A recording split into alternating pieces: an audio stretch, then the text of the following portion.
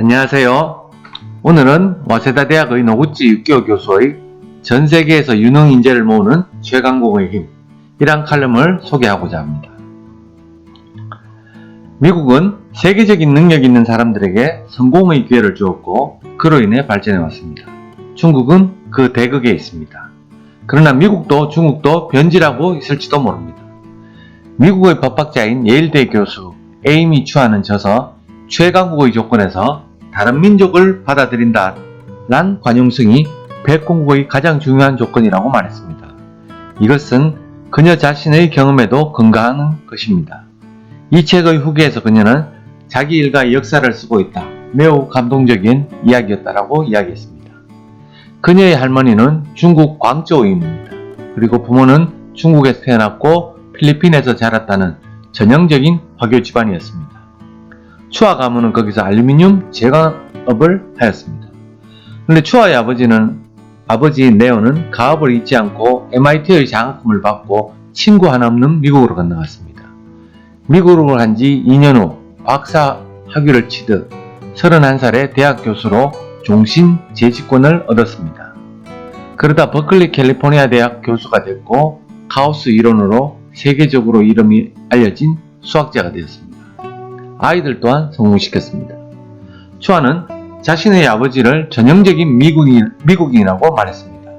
그리고 최강국의 조건은 미국의 관용성에 대한 찬사로 쓰여졌다고 합니다. 미국은 추아 같은 인재에 의해 발전해왔고 너무나 많은 예를 들 수가 있습니다. 유능한 사람들이 모이는 것의 의미는 큽니다.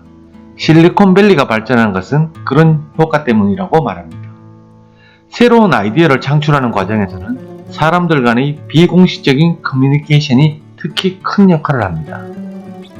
여기야말로 미국의 강인함에 뿌리를 두고 있습니다. 더구나 그것은 미국인들에 의해서만 실현된 것은 아닙니다. 실리콘밸리의 경우도 그렇습니다. IT 기업 경영자만 해도 많이 있습니다. 페이팔 공동 창업자인 테슬라 모터스와 스페이스X CEO인 일론 머스크는 남아공 출신입니다. 구글의 공동 창업자 세르게이 브린도 모스크바에서 온 이민자입니다. 미국에서 새로운 분야를 개척하는 스타트업계의 대부분은 이민이나 이민 후손자들이 창업했습니다. 실리콘밸리에서 가장 중요한 것은 기계 설비나 자본이 아니라 인간의 두뇌인데 그 두뇌는 반드시 미국인의 그것이 아닙니다. 외국인의 두뇌가 큰 역할을 해온 것입니다. 이러한 사실은 널리 알려져 있습니다. 그런데 일본에는 미국은 이민을 받아들이는 관용정책을 쓰고 있다고 하지만 그건 백인에 한해서일 것이라고 말하는 사람들이 있습니다. 하지만 그렇지 않습니다. 반례는 얼마든지 있습니다. 실제로 추아의 아버지가 그렇습니다. 선 마이크로 시스템의 공동 창업자인 비노드 코슬라는 인도에서 이민을 왔고 야후 공동 창업자 제리 양은 대만에서 온 이민자입니다. 구글 CEO 썬더 피치아는 인도에서 태어난 인도 공대 출신입니다. 마이크로소프트 CEO 사티아 나텔라는 인도 태생으로 망갈로르 대학 출신입니다. 4월에 IBM의 CEO에 취임 예정인 아빙도 크리슈나도 인도 태생입니다. 중국은 이 점에서 미국의 대극에 있습니다. 중국이 패권국가 될 수 없다고 추이가 말하는 것은 이 점 때문입니다. 추아는 능력 있는 중국인은 미국으로 유학을 떠난다.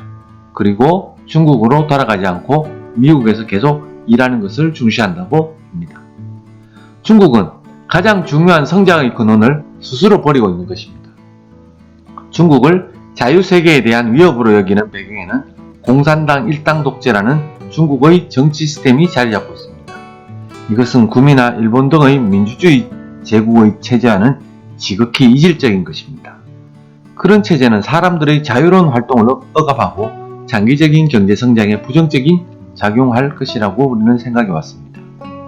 개인의 권리 제약이 가해지는 사회는 우수한 인재를 모으지 못할 것이라고 생각해 온 것입니다. 중국은 지난 수백 년간 세계의 진보에 뒤처져 있었는데 그것은 인류의 오랜 역사에서 볼 때 예외적인 현상일지도 모른다는 것입니다. 그리고 그런 비정상적인 기간은 끝나가고 있는지도 모릅니다. 이제 중국이 세계 제1의 경제대국으로 올라서면서 기초과학 측면에서 세계 정상을 달릴 예정입니다. 하지만 중국의 이질성을 감안할 때 그것은 중국이 세계의 패권국이 되는 것을 의미하지는 않습니다. 중국이 이념위에서 세계를 선도하는 나라가 될 수는 없을 것입니다.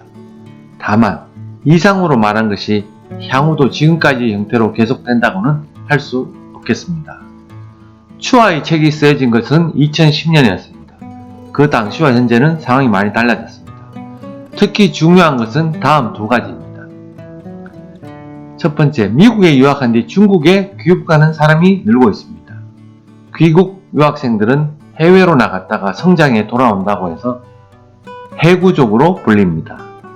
중국이 경제 성장을 한 결과 중국 유학생이 다시 중국으로 돌아가 조건 좋은 일자리를 찾을 수 있게 되었습니다.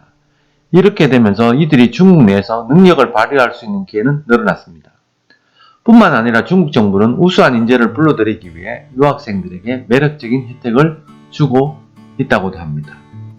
추하는 저서에서 그러한 변화가 생기고 있는 것은 인정하면서 다음과 같이 말했습니다. 중국에서는 각계의 부패가 워낙 심해 인맥이 성공을 거두는데 결정적으로 중요한 것은 변함이 없습니다. 이 시스템이 바뀌지 않는 한 중국에 머물고 싶어도 아니면 유학지에서 돌아가고 싶지도 않을 것이다.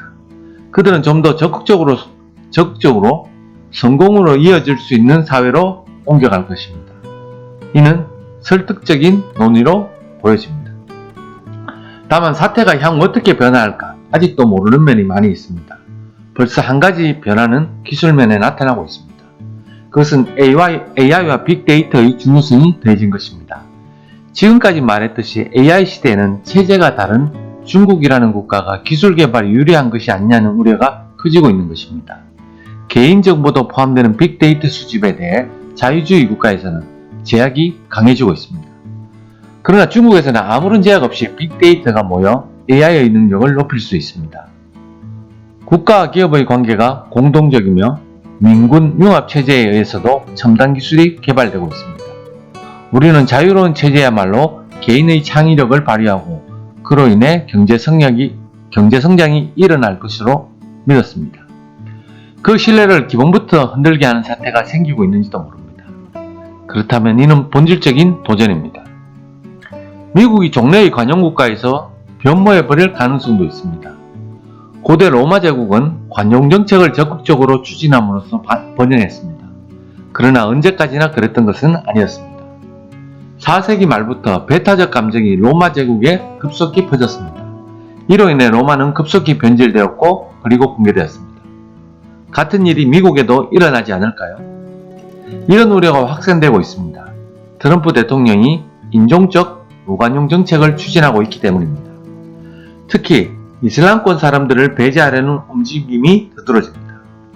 그동안 미국의 하이테크 산업의 외국인 취업은 제도적으로는 H-1B 비자에 의해서 지탱되어 왔습니다. 특수 기능직이 인정하는 취업 비자입니다. 그런데 그 발급이 어려워지고 있다고 합니다. H-1B 비자 발급의 엄격화는 미국에서 기업을 목표로 하는 이슬람권에게 이민 기업가를 크게 줄이지 않을까 우려하고 있습니다. 베타 정책이 힘을 다하면 유능한 사람이 미국에 모이지 않게 될 위험성이 또한 증가합니다. 재능을 가진 많은 사람들이 미국에 모이게 된 것의 효과는 매우 큽니다. 그러한 모이는 효과가 제외되면 미국의 기초 기술 개발력이 가장 중요한 부분이 손해를 보게 됩니다. 미국의 새로운 문화는 다양성의 존중 속에서 생겨났습니다. 그런 문화를 부정하는 것은 미국 사회의 기본을 부정하는 것입니다. 이것은 미국에 있어서 매우 심각한 사태입니다. 추하는 미국의 관용성을 칭찬한 후에 오늘날의 미국은 그 관용성을 잃어가고 있다고 말했습니다. 이상으로 말한 것은 일본에게 있어서 남의 일이 아닙니다. 일본의 경제 성장률이 침체되고 있기 때문에 세계 경제에서 일본의 지위는 저하되고 있습니다. 그러나 소득 면에서 경쟁할 수 없다고 해도 살기 좋고 일하기 좋은 사회를 만드는 것이 가능합니다. 그로 인해 전 세계에서 많은 유능한 인재들이 초빙할 수 있으며 일본의 성장력도 머지않아 회복될 것입니다. 꿈같은 이야기라 생각되겠지만 결코 불가능한 일은 아닐 것입니다. 그런데 일본은 소득에서 매력을 잃어가고 있는데도 이민을 허용하고 있지 않습니다. 이래서는 회복 가능성을 찾기 어렵습니다. 중국의 미사일에 맞서는 것도 필요할 것입니다. 하지만 그보다 더 중요한 것은 유능한 사람들이 전 세계에서 끌어들이는 나라를 만드는 것입니다. 오늘 준비한 내용은 여기까지입니다. 감사합니다.